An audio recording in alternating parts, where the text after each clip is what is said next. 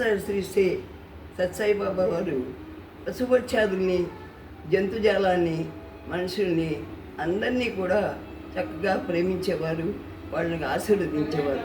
షిరిడి సాయిబాబా అవతారంలో కూడా జంతుజాలాన్ని చక్కగా పోషించారు. మరి దానికి ఎన్నో ఎగ్జాంపుల్స్ ఉన్నాయి. సాయిబాబా చరిత్ర చదివితే తెలుస్తుంది. అయితే స్వామి ఒకసారి దగ్గర మరి జంతుజాలాలకి పెద్దబ్బులకు కూడా జడిచేవారు కాదు. అది అడ్డం వచ్చే కారుకి జీపుకి అడ్డం వస్తే సరే వెళ్ళు పక్కకి అనేవారు. అది వెళ్ళిపోయేది తలంచుకుని. అటువంటి వాటిని కూడా ఆయన శాసించి లైన్లో పెట్టేవారు. ఒక రోజున ఒక ఏనుగు తల్లి మరి పిల్లని కని చనిపోతుంది. అది దారి మధ్యలో మరి ఏడుస్తూ ఉంటుంది.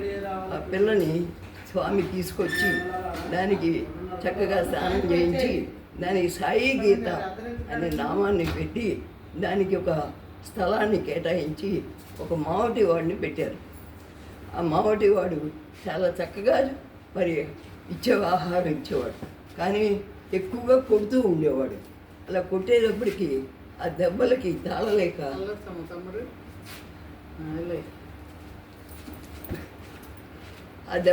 తాళలేక మూడు సార్లు దెబ్బలు తిని నాలుగోసారి స్వామి దగ్గరికి పరిగెత్తుకుని వచ్చి కాళ్ళమే పడేటప్పటికి స్వామి అర్థం చేసుకుని ఆ మావటి వాడిని పిలిచి చాలా గట్టిగా కోపడ్డాడు. నువ్వు ఇలాంటి పనులు చేయొద్దు, కొట్టొద్దు. మరి జంతువులు కూడా వాటికి ప్రాణం ఉంటాయి, అవి చెప్పుకోలేవు, మానవులు చెప్పుకుంటారు, అంతే తేడా. వాటిని ఏమి చేయొద్దు, ప్రేమగా పోషించు, తింటే పెట్టు, తినకపోతే మౌనంగా ఉండు, అంతేగాని దాన్ని ఏమి చేయొద్దు అని స్వామి అతనికి మంచి మాటలు చెప్పి ఆ మావటి వాడిని పంపించారు. అయితే ఒకసారి మరి ఆ యొక్క స్వామి ఎప్పుడు కూడా ఇతర దేశాలకి వెళ్తూ ఉంటారు, ఇతర ప్రదేశాలకు కూడా వెళ్తూ ఉంటారు. అక్కడికి ఆంధ్రప్రదేశ్ కూడా సందర్శించారు, అన్ని రాష్ట్రాలు సందర్శించారు. ఒకసారి చెప్పి వెళ్తారు స్వామి, దానికి నువ్వు బాగుండని తలనిమ్మి ఆహారం తిని నేను వచ్చేదాకా నేను బెంగ పెట్టుకోవద్దని. ఆ భాష స్వామికే తెలుసు, మనకు తెలియదు. ఆయన సర్వాంతర్యాన్ని ఆయనకు అన్నీ తెలుసు. అయితే ఒక రోజున ఏమైంది అంటే వస్తానని చెప్పారు, కానీ కొద్ది రోజుల వరకు, చాలా రోజుల వరకు కొడైకెనాల్లో ఉండాల్సి వచ్చింది. అక్కడ మీటింగులు జరుగుతున్నాయి. బెంగళూరులో పిల్లలకి ఉపన్యాసాలు, పెద్దలకి ఉపన్యాసాలు, ఇంకేవో కార్యక్రమాలు చేస్తూ ఉన్నారు. అందువల్ల రాలేకపోయారు. అయితే ఇది ఆహారం తినటం మానేసింది. ఒక నెల రోజులు చూసింది, ఇక రావటం ఏడుస్తూ మొదలెట్టింది.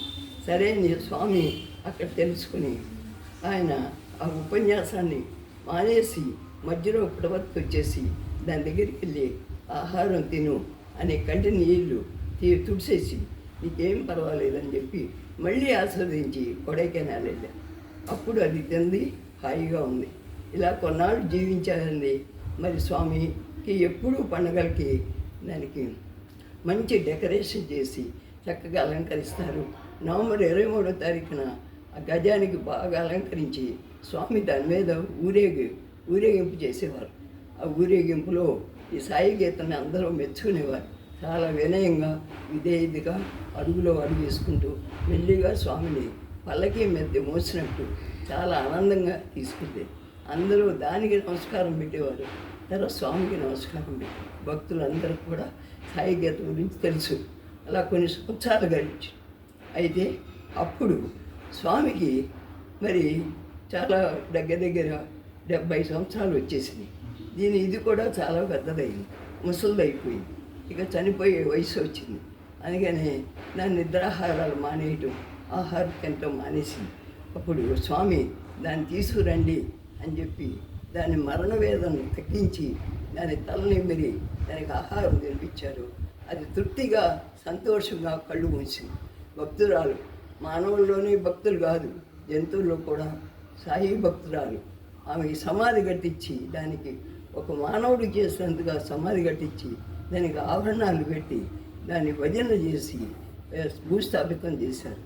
అది నెక్స్ట్ జన్మ ఉందో లేదో నాకు తెలియదు, కానీ సాయి గీత చాలా ధన్యురాలు. ఈ కథ చాలామందికి తెలుసు, సాయి భక్తులకి. నాకు తెలిసిన కొద్ది విషయాలు నేను తెలియజేశాను. జై సాయిరామ్.